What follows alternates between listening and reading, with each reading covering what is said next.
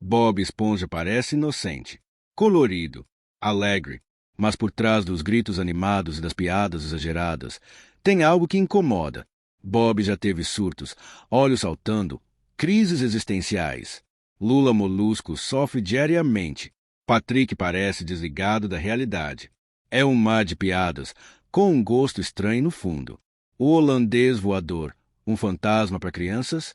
Entre as figuras mais estranhas do desenho está ele, o holandês voador, um fantasma condenado, que rouba almas, assombra o oceano e prende gente no navio.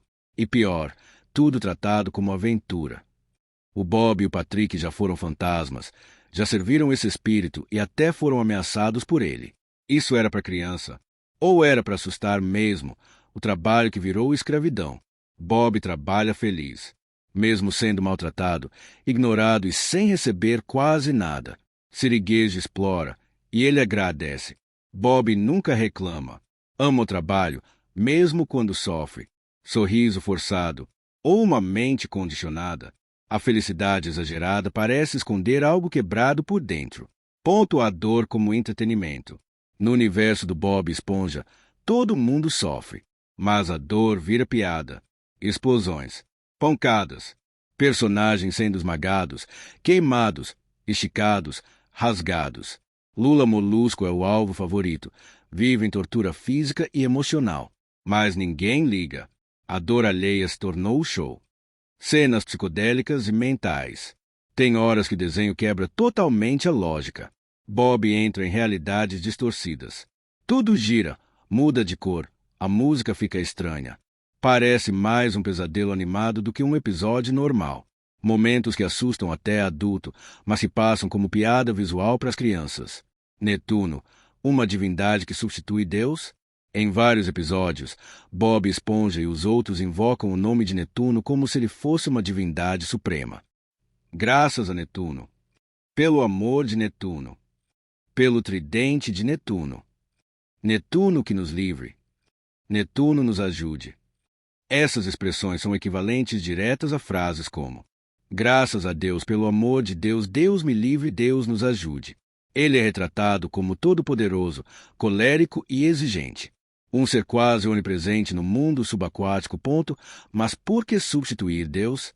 Por que tirar o nome de Deus e colocar um Deus pagão no lugar? Em um desenho para crianças, alguns chamam isso de mitologia. Outros, de blasfêmia disfarçada de piada. Exposição explícita, cenas que não são para crianças. Um dos elementos mais estranhos é a frequência com que o desenho mostra personagens sem roupas ou de forma sugestiva. Bob Esponja e Patrick já apareceram mostrando bumbum nu em várias cenas, com closes ou piadas envolvendo a região.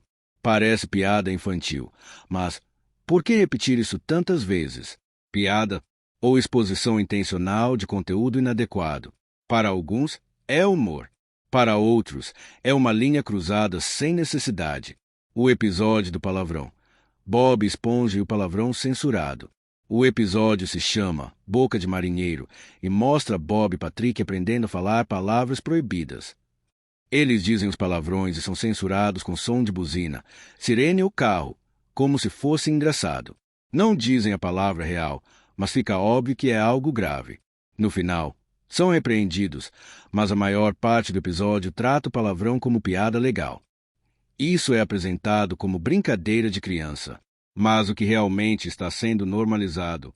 No fim, tentam dar uma lição de moral, mas a maior parte do episódio incentiva a repetir sons censurados, o que gera curiosidade nas crianças sobre palavrões reais. A relação estranha entre Plankton e Karen. Plankton é casado com Karen, uma esposa que é um computador. Apesar do lado cômico, tem episódios em que a relação entre eles imita um casamento humano, com brigas, ciúmes e até momentos de afeto desconfortáveis. Karen reclama da falta de atenção. Plankton tenta agradar com flores ou jantares, e às vezes as cenas em que eles dormem juntos, mesmo ela sendo uma máquina. Tudo é tratado como piada, mas uma inteligência artificial sendo esposa carente, ciumenta e sarcástica, é só humor? Ou uma mensagem estranha sobre tecnologia e relacionamentos? O bumbum como porta-malas?